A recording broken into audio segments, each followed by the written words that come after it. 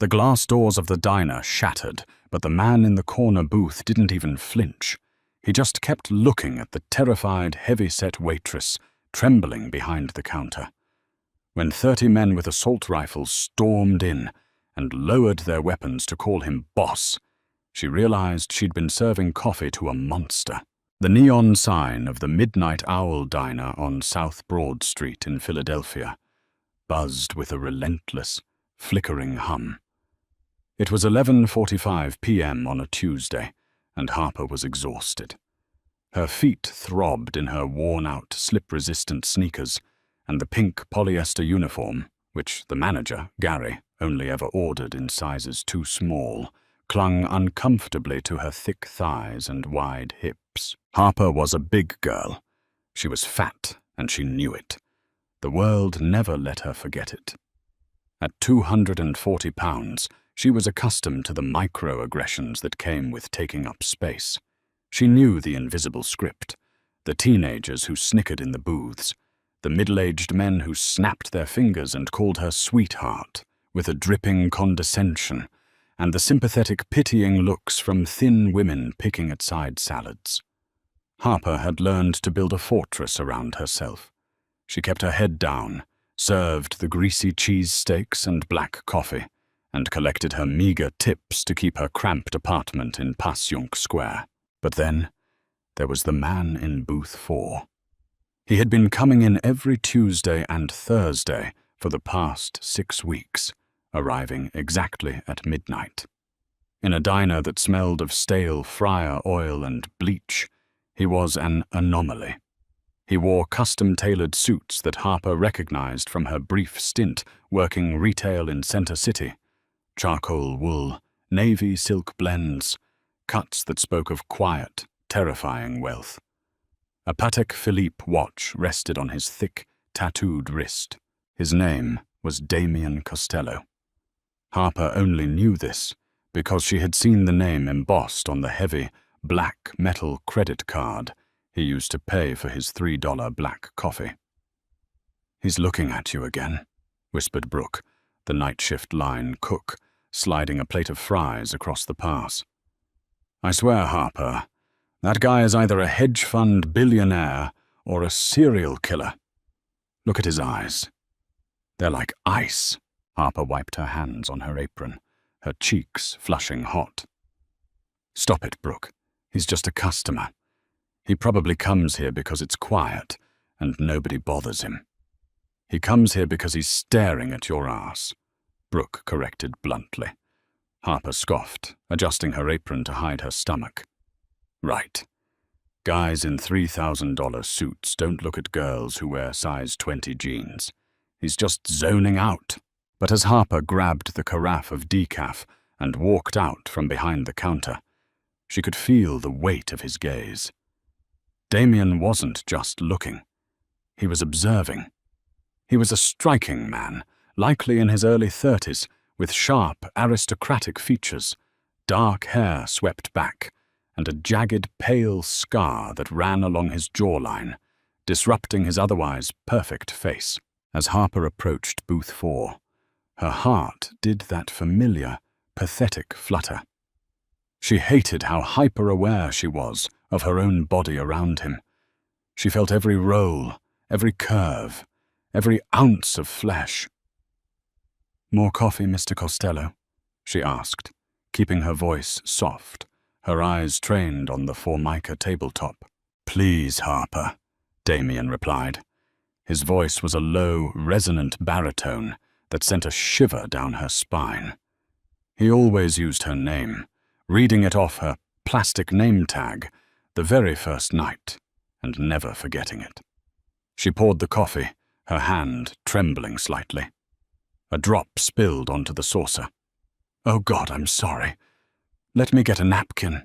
Damien reached out, his large, warm hand wrapped gently around her plump wrist. The physical contact sent a jolt of electricity straight to her chest. "It's fine, Harper. Breathe."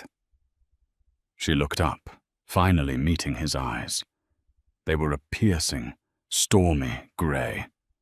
entirely devoid of the disgust or pity she was so used to seeing from attractive men. Instead, there was a heavy, predatory interest. He didn't look at her like she was a joke. He looked at her like she was a meal. "Long shift?" he asked, slowly releasing her wrist. 14 hours, she admitted, surprised by her own honesty. "Rent is due on Friday." Damien's jaw tightened imperceptibly. He reached into the inner pocket of his suit jacket and pulled out a sleek leather wallet. He didn't just leave a tip. He slid a crisp, folded $100 bill under his coffee cup. "You work too hard for people who don't appreciate you," he said quietly, picking up his coffee. "I appreciate the tip, Mr. Costello, but I can't take this," Harper stammered, staring at the bill. "Your total is $3. It's Damien. And you will take it," he commanded, the softness in his voice vanishing, replaced by an iron-clad authority that made Harper's mouth go dry. "Buy yourself something decent to eat. Not this poison." Before she could argue, the diner door chimed loudly. A group of rowdy, intoxicated men stumbled in. They were regulars from the local auto shop, notorious for being loud, messy, and cruel. The leader, a heavy-set, red-faced man named Greg, immediately zeroed in on Harper. "Hey, big girl!" Greg bellowed across the diner, slapping the counter. "Get over here and bring us a menu, and make sure you don't eat all the burgers on the way." His friends erupted into cruel, hacking laughter. Harper felt the familiar sting of humiliation burn behind her eyes. Her shoulders slumped. She forced a tight, plastic smile onto her face and turned away from Damien's booth to do her job. "I'll be right back," she whispered. She didn't notice the way Damien Costello's grey eyes darkened into a pitch-black abyss as he watched Greg. She didn't see him slip a heavy, matte-black cell phone from his pocket and send a single, cryptic text message. All Harper knew was that she had to survive the next 4 hours of her shift, unaware that the quiet man in booth 4 was about to violently alter the trajectory of her life. The rain started pouring just after 1 a.m., lashing against the diner's large front windows and turning South Philadelphia into a blurry wash of neon and shadows. The diner had emptied out, leaving only Harper, the manager Gary dozing in his office, Brooke cleaning the grill, Damien in his corner booth, and Greg's obnoxious group in the center aisle. The harassment had only escalated. Every time Harper walked past, Greg made a point to stick his foot out or make a loud mooing sound that sent his friends into fits of laughter. Harper swallowed her tears, gripping her order pad so tightly her knuckles turned white. "Just ignore them," she chanted internally. "You need this job." She walked over to their table to drop off the check. "Here you go, guys. Have a good night," Greg sneered, looking her up and down with blatant disgust. "You know, they charge by the pound at the slaughterhouse. How much do you think Gary pays to keep you around?" Harper's breath hitched.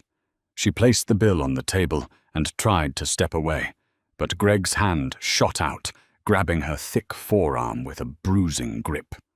"I'm talking to you, Shamu," Greg slurred, yanking her backward. Harper stumbled, crying out as her hip slammed into the edge of the table. "Let go of me," she gasped, trying to pull her arm away, but the mechanic was too strong. Suddenly, the ambient noise of the diner, the hum of the fridge, the rain on the glass, Brooke's radio playing softly in the kitchen, seemed to vanish. A suffocating silence blanketed the room. Damien Costello was standing behind Greg. Harper hadn't even heard him get up. 1 second he was drinking coffee 50 feet away, and the next he was a towering shadow behind the mechanic. "Take your hand off her," Damien said. His voice wasn't loud. It didn't need to be. It possessed a chilling, absolute certainty that made the hairs on Harper's arms stand on end. Greg let go of Harper in surprise and spun around in his vinyl seat, puffing out his chest. "Who the hell are you, suit? Mind your own business before I—" Damien didn't wait for him to finish the threat. With a speed that terrified Harper, Damien's large hand clamped down on the back of Greg's neck. He squeezed, his thumb pressing into a nerve with such brutal precision that Greg's eyes bulged, and a strangled, pathetic gasp escaped his lips. "I do not repeat myself," Damien whispered, leaning in so only Greg and Harper could hear. The veneer of the quiet businessman was gone, replaced by a cold, calculating violence. "If you ever look at her again, if you ever breathe in her direction, I will have my men peel the skin from your face and staple it to the doors of your miserable little auto shop. Do you understand me?" Greg, completely sobered by the sheer terror radiating from the man holding him, managed a frantic, trembling nod. Damien released him with a look of utter repulsion. "Leave the money on the table. Walk out. Do not run. If you run, I will take it as a sign of disrespect." Greg and his friends scrambled out of the booth, throwing a $50 bill onto the table, and walked stiffly out the door, into the pouring rain, without ever looking back. Harper stood frozen, her chest heaving, tears finally spilling over her cheeks. She was terrified, but God help her, a dark, twisted part of her was wildly aroused. Nobody had ever stood up for her. Nobody had ever defended her honor, let alone with such lethal dominance. Damien turned to her, his icy demeanor melting instantly. He reached into his pocket, pulling out a silk handkerchief, and gently wiped a tear from her cheek. "Are you hurt, Harper?" he asked softly. No, she stammered, stepping back slightly, hyper-aware of her bulk next to his lean, muscular frame. "You shouldn't have done that. Greg, he's crazy." Damien let out a dark, humorless chuckle. "Greg is an insect. You don't need to worry about him ever again." He stepped closer, invading her personal space. Harper's breath caught in her throat. She looked down at her stained uniform, ashamed. "Why did you do that? I'm just the fat waitress. You don't even know me." Damien reached out, his hand tracing the curve of her waist, resting heavily on her wide hip. Harper gasped at the touch. "Stop apologizing for your body," Damien murmured, his eyes dropping to her lips. "You take up space in a world that tells women to shrink, Harper. I find that incredibly intoxicating." Before Harper could process the confession, the diner was suddenly flooded with blinding, high-beam headlights. Through the rain-streaked windows, Harper watched in horror as 5 massive black Cadillac Escalades swerved into the diner's small parking lot, completely blocking the exits. The doors flew open simultaneously. "Oh my God," Harper whispered, stepping backward, her heart hammering violently against her ribs. "We're being robbed." "Stay behind me," Damien ordered, stepping in front of her, entirely unbothered. The front doors of the diner burst open. Gary, the manager, came running out of the back office, screaming, only to freeze in his tracks. 30 men filed into the diner. They were not wearing ski masks or ragged street clothes.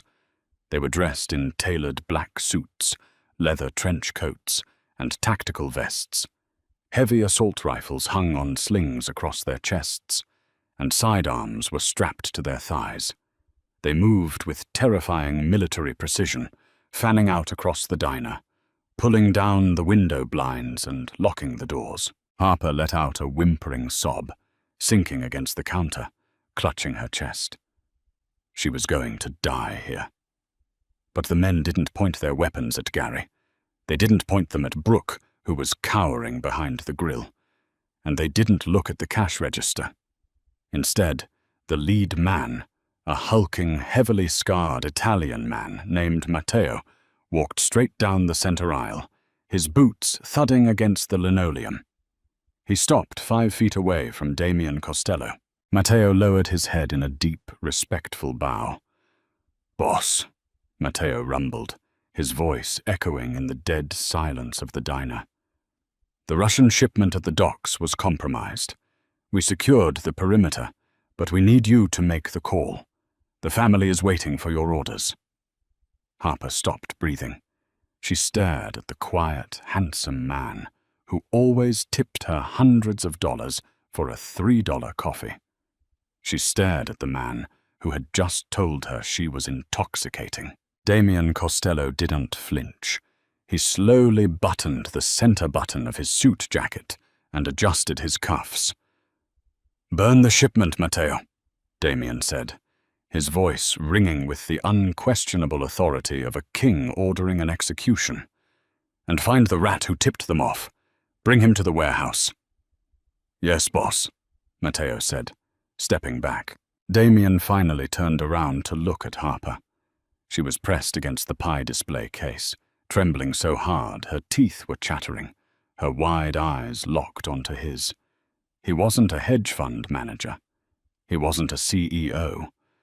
He was the head of the Costello Syndicate, the most ruthless crime family on the East Coast. And he had been watching her for 6 weeks. Damien took a slow step toward her, ignoring the 30 heavily armed men waiting on his every breath. He reached out, his thumb gently grazing her trembling bottom lip. "Pack your things, Harper," Damien commanded softly, though there was no room for refusal in his eyes. "Your shift is over. You're coming with me." The heavy oak doors of the Midnight Owl slammed shut behind them, sealing Harper away from the only miserable reality she had ever known. Outside, the torrential Philadelphia rain battered the pavement, but Harper barely felt the chill. Damien Costello's hand was a vice of warm, undeniable possession wrapped around her trembling waist. He guided her toward the center Cadillac Escalade, moving with a fluid, lethal grace that parted the sea of 30 heavily armed men like the Red Sea. They averted their eyes out of pure, unadulterated respect. "Get in," Damien murmured, his voice a velvet command. The door was held open by Matteo, the scarred behemoth who had bowed just moments before. Matteo's dark, calculating eyes briefly flicked to Harper's wide hips and stained polyester uniform, but his expression remained a mask of stone.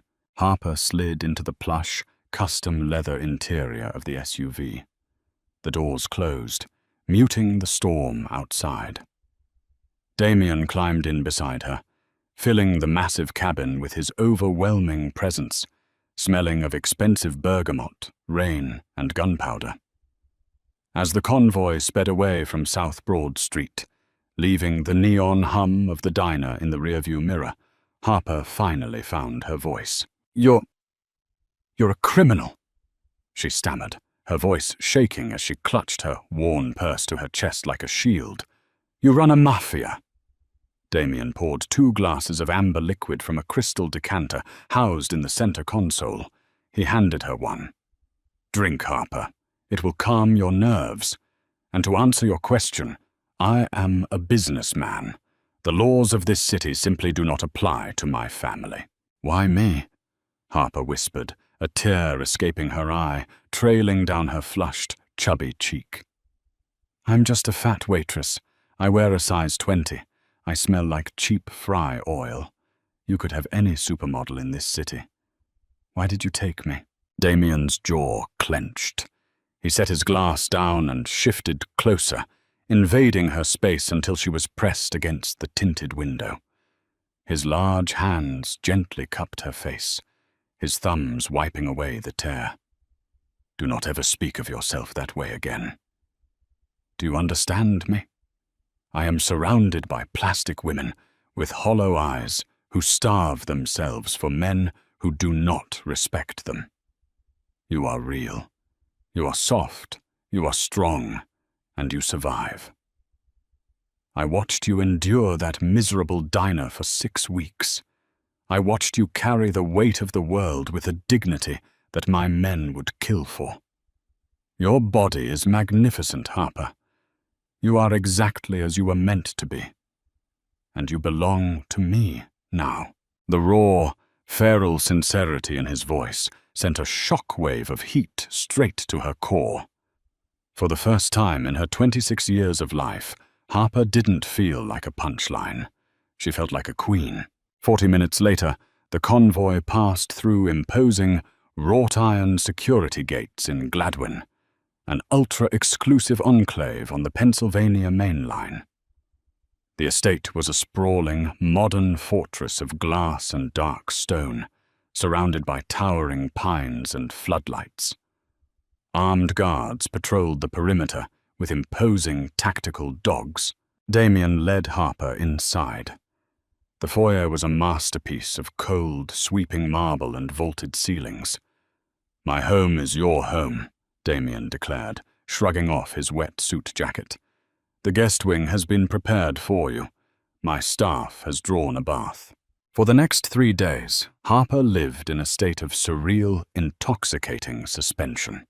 She did not return to her cramped Passyunk Square apartment. Instead, she was pampered in a gilded cage.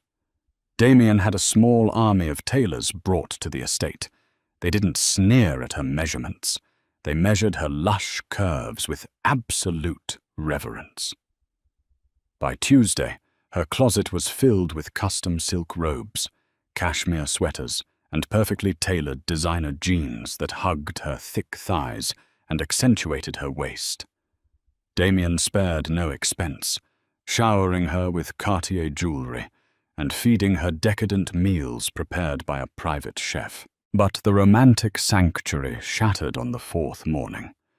Harper was walking down the sweeping hallway toward Damien's private office to bring him a cup of coffee, a playful nod to their diner days, when she heard raised voices bleeding through the cracked mahogany doors. "You are losing focus, boss," Mateo's deep, gravelly voice echoed. "The Volkov Bratva is moving in on the Delaware River ports. Nikolai Volkov ordered the hit on our shipment, and with all due respect, you are distracted. This waitress, she is a liability. The men are whispering. They think you have gone soft for a civilian." Harper froze, her heart plummeting into her stomach. A liability. The word stung like a physical blow. She looked down at her plush robe, suddenly feeling like an imposter playing dress-up. "Careful, Mateo." Damien's voice was a terrifying, lethal hiss, devoid of any warmth. "You are my underboss, and I love you like a brother. But if you ever speak disrespectfully of Harper again, I will remove your tongue with a rusted blade. She is not a distraction. She is the Donna of this family. And as for Nikolai Volkov, let him come. We will drown him in his own port."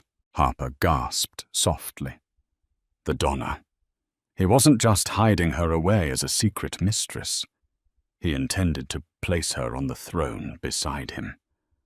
Empowered by a sudden surge of adrenaline, Harper pushed the heavy oak doors open. Both men turned. Harper stood in the doorway, her chin held high, the silk robe clinging beautifully to her expansive curves. She didn't shrink under Mateo's scrutinizing glare. "I brought you coffee, Damien," she said smoothly, walking into the room with a newfound confidence. She handed him the mug, then turned her gaze directly to the scarred underboss. "And Mateo, I worked double shifts at a diner where men threatened me daily just for existing in a fat body. I am not fragile, and I am certainly not a liability." Mateo stared at her, utterly stunned by her audacity. For a long, tense moment, the room was silent. Then slowly, a grim smile broke across Mateo's scarred face. He nodded his head in a deep, respectful bow. "My apologies, ma'am," Mateo rumbled. "I spoke out of turn." Damien pulled Harper by the waist, pressing a fierce, branding kiss to her temple. "Let's prepare for war, Matteo, because tonight we take back the docks." The annual Philadelphia Museum of Art Charity Gala was the perfect cover. It was a sprawling, opulent event filled with the city's elite, politicians, hedge fund managers, and quietly pulling the strings in the shadows, the crime syndicates. Damian needed to make a public appearance to prove the Costello family was unshaken by the Volkov-Bratva's recent attacks. Harper stood in front of the floor-to-ceiling mirror in her suite, her breath catching in her throat. She was wearing a custom-made, deep emerald green velvet gown. It was designed specifically to worship her body. The corset cinched her waist tightly, lifting her full breasts, while the heavy fabric draped elegantly over her wide hips and thick thighs, cascading into a sweeping train. A diamond choker, worth more than her entire life's earnings, rested against her collarbone. She looked dangerous. She looked beautiful. Damian entered the room, wearing a midnight black tuxedo that made him look like a lethal fallen angel. He stopped in his tracks, his stormy grey eyes darkening with raw, possessive lust as he took her in. "You are going to bring the entire city to its knees tonight," he whispered, crossing the room to wrap his arms around her waist from behind, pressing his lips to her exposed shoulder. "I only care about bringing one man to his knees," Harper replied boldly, leaning back against his solid chest. The gala was a glittering sea of champagne and classical music. Harper navigated the grand ballroom on Damian's arm, ignoring the shocked, envious whispers of the stick-thin socialites who couldn't understand how a plus-size woman had captured the most powerful, terrifying bachelor in the state. Damian introduced her to senators and judges, his hand resting firmly on the curve of her hip, daring anyone to question her presence. But beneath the glamour, a deadly trap had been set. Just before midnight, Damian was pulled into a private alcove by a corrupt city councilman. Matteo was stationed near the grand staircase.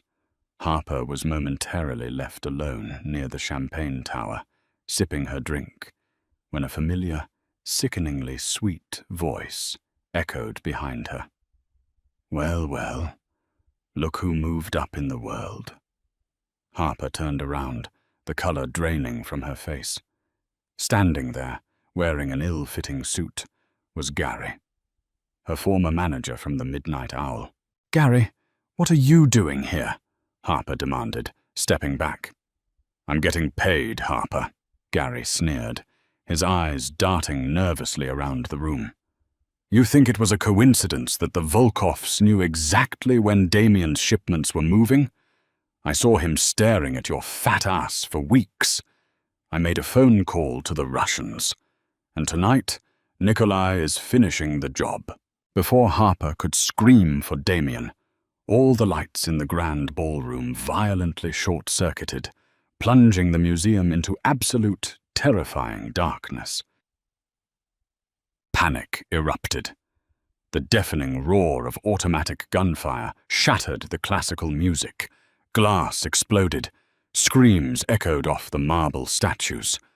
Harper dropped to the floor, her survival instincts kicking in instantly. The velvet gown was heavy, but she crawled behind the massive catering table just as a barrage of bullets shredded the champagne tower, raining glass down on her. "Harper!" Damian's agonizing roar echoed through the chaos, but he was pinned down by suppressing fire across the room. Flashlights clicked on, slicing through the dark. Armed Russian mercenaries wearing tactical gear were storming the ballroom exits. Harper watched in horror as one of the mercenaries flanked the grand staircase, raising a suppressed pistol directly at Matteo's blind spot. Matteo was distracted, laying down cover fire for Damian. Harper didn't think. She didn't freeze. She was a girl from South Philly who had spent her entire life fighting for her space. She grabbed a heavy, solid glass magnum of Dom Perignon from the floor. Hiking up her heavy emerald gown, she charged out from behind the table. Her bare feet slapped against the marble. The mercenary heard her coming and began to turn, but he was too late. Harper swung the heavy champagne bottle with every ounce of strength in her powerful, thick arms. Crack! The thick glass shattered violently against the side of the Russian's skull. The man crumpled to the floor instantly, knocked entirely unconscious, his weapon skittering across the marble. Matteo spun around, his assault rifle raised, only to freeze at the sight of Harper standing over the unconscious assassin, her chest heaving, the broken, jagged neck of the champagne bottle still clutched tightly in her bleeding hand. "Nobody shoots my family," Harper snarled, her eyes blazing with an unhinged, feral fire. The lights suddenly flickered back on. Damien's men had breached the security room and eliminated the Volkov hitmen. The remaining mercenaries surrendered, dropping their weapons as the Costello syndicate flooded the room. Damien sprinted across the ballroom, his tuxedo torn, blood on his collar. He slid to his knees in front of Harper, discarding his weapon to desperately frame her face in his hands. He checked her for bullet wounds, his hands shaking for the first time in his entire brutal life. "Are you hurt? Harper, look at me. Are you hit?" he demanded, his voice thick with sheer panic. "I'm okay, Damien," she panted, dropping the broken glass.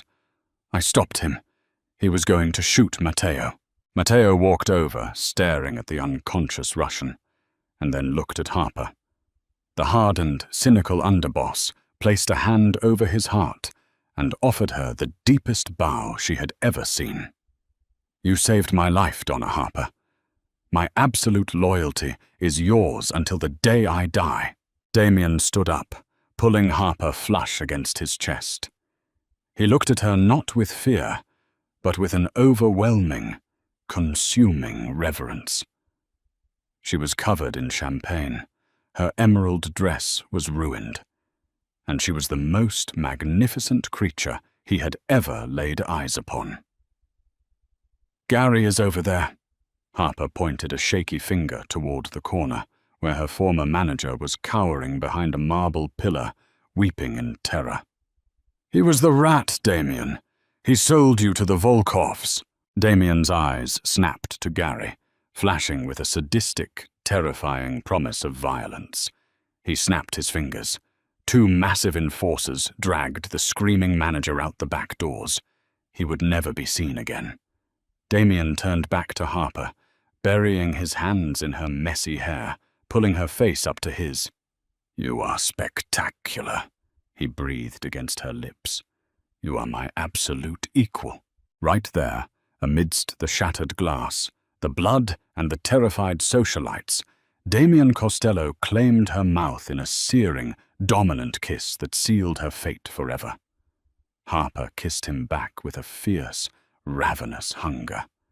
She was no longer the curvy, invisible waitress serving cheap coffee in the dead of night. She had stepped out of the shadows, embraced her body, and claimed her throne.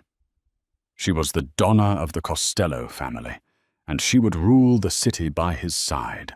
If Harper's unbelievable journey from a disregarded diner waitress to the revered queen of a powerful crime syndicate left you breathless, do not keep this thrilling story to yourself. Hit that like button, share this video with your fellow romance and drama lovers, and subscribe to our channel for more intense, true-to-life mafia romance stories. Ring the notification bell so you never miss a plot twist. Your constant support helps us bring more gripping, steamy, and unpredictable stories to life.